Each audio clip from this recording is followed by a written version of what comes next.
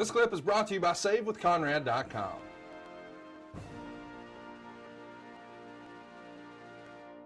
You debut in 2014 Royal Rumble, and you get a big push out of the gate and become a hero of the Russian Federation. Was this an issue for your home country? Yeah, I mean, they even had an issue when I was in NXT waving the Bulgarian flag. Like I used to, because we had nothing, and for the music, we decided to go with the Bulgarian national anthem, which I thought it was great. Once you get the heat, you're a heel, you're international. And Bulgaria right away, why is he using the Bulgarian anthem? Blah, blah, blah. Is it because you were a heel? Is that why? I don't know. I just don't think that they take it so serious. It's only like, I don't even know. I don't even know why they had a problem with it, to be honest. But we had to stick with it, whatever. We went through this. Then we went to the main roster. We did, as you said, we debuted and the Rumble, which was not even sure it's going to happen. It was is it going to happen? Is it not going to happen? Then the next day after debuted, it was, is Lana going to debut? Because there was also another issue that we had with Vince.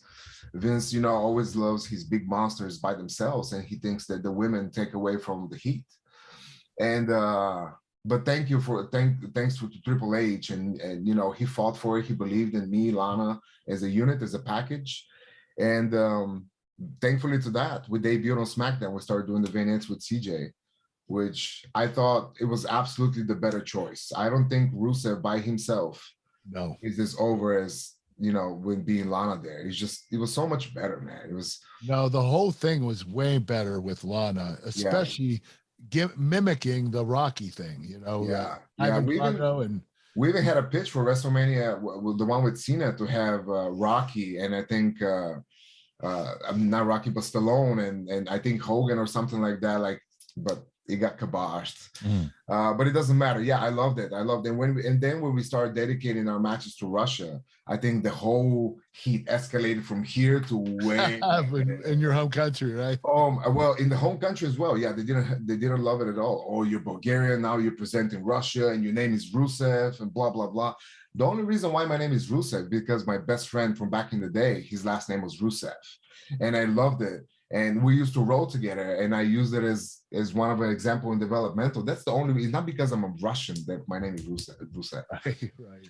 But yeah, the heat country, it continued in my back home. You know, why is he doing that? But I didn't care. I know it's his acting. It's not like, but also it makes sense because even in the real world, in the Olympics, you know, these American kids go fight for another country, or we get these, you know, any kinds of mixtures in the countries. It happens all the time.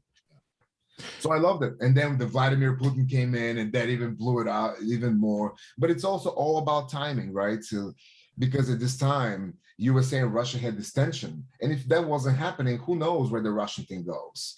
So everything is just timing, and God just making it all connecting together. You're absolutely right, brother. So it sounds like you were all in on this gimmick. You loved it as far as where it's all headed. Yeah. Yeah, absolutely. There's no reason right not to love it. We had, you know, CJ doing the great promos. I started to speak a little bit, but the crowd was just, anywhere we go, there was not a silent crowd. And that's why I always, you may say whatever you want about my matches, but my crowd is never silent. And that's what I have the most pride of. Because who cares how good you are if the crowd don't care? It's all about these people and about entertainment for them. Yeah, you both got a lot of heat.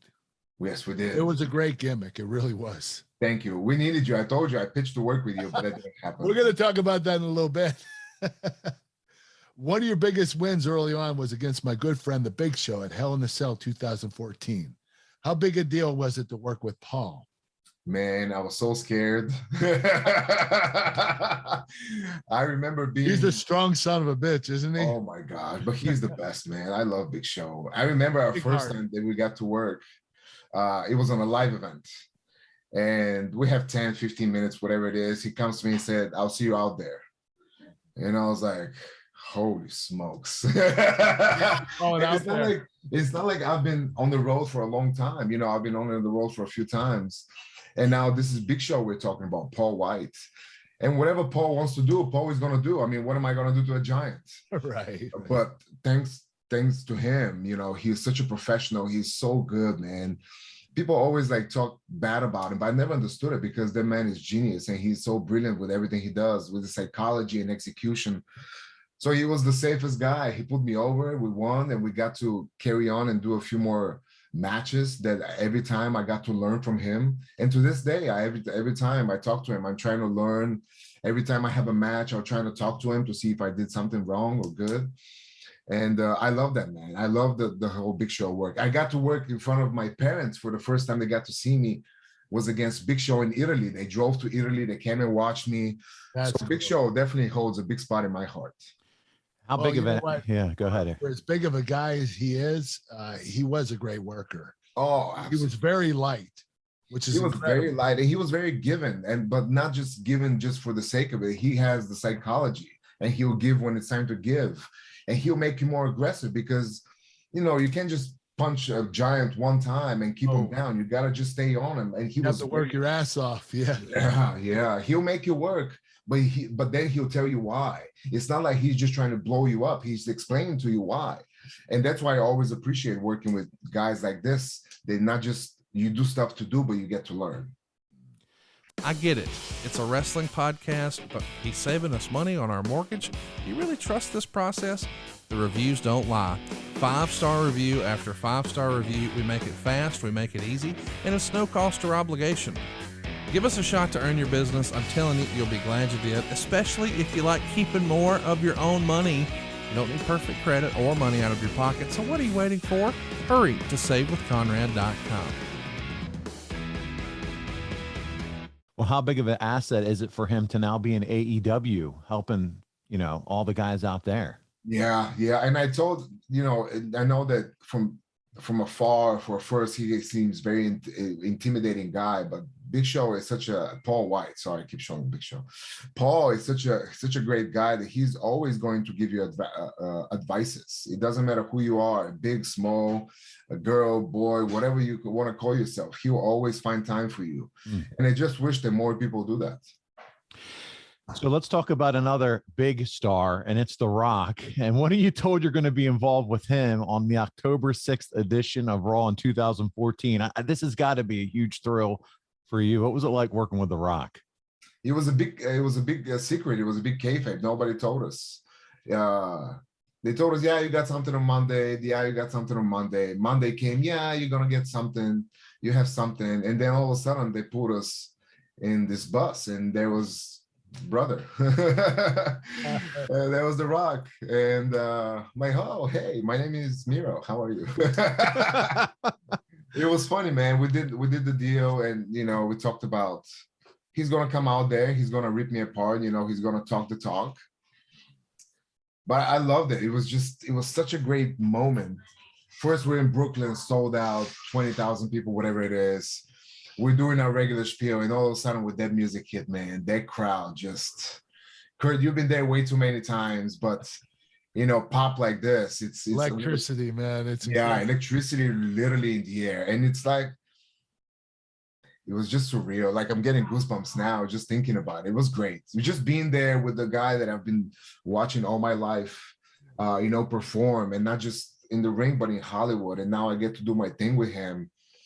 And it was just surreal. And just even when we were there, he's still teaching. Like, we're in the middle of the ring and we're doing the stare off. He's talking, I'm talking, or whatever. And then he goes, wait.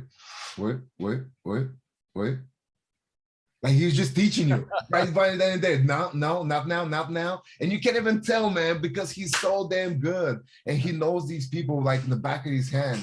And he knows how to control them. And yes, teach me, Rock. I want to be like you. Yes, teach me. I'm not going to be one of these guys. No, I'm going to do what I know. No, teach me.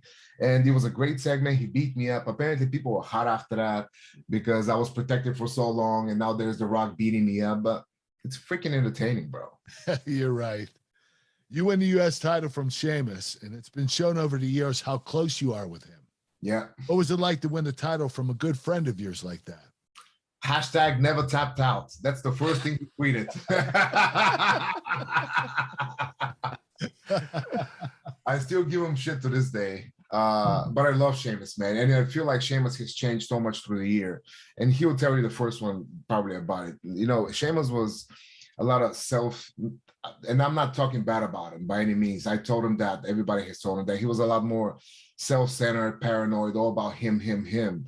But later on in his career, he found out that's not the case. He doesn't have to be that. And we started developing way better relationship. Not like we didn't have a relationship back then, but ever since, we got better and better friends. And I got to know Sheamus better. And now he lives 6 houses down me in Nashville. But it was great because, you know, even though he was concerned about him, and we all should look good when we lose and when we win. But he was also very giving. He always wanted to give all kinds of crazy stuff. He was willing to put his body on the line. But I love working with him because he's so aggressive. He's always going to bring it. And those are always my favorite opponents. I hate people that you have to pick them up and tell them what to do. But Sheamus, it's not that. Sheamus is very, very good. Hey, it's Conrad Thompson. Thanks for checking out the podcast here on YouTube. Be sure to hit the subscribe button and the notifications bell so you get a notice anytime we upload some new content. And go save yourself some money right now. If you're in a 30-year loan or you have credit card debt, it's not a matter of if I can save you money. It's a matter of how much. Find out right now for free at SaveWithConrad.com.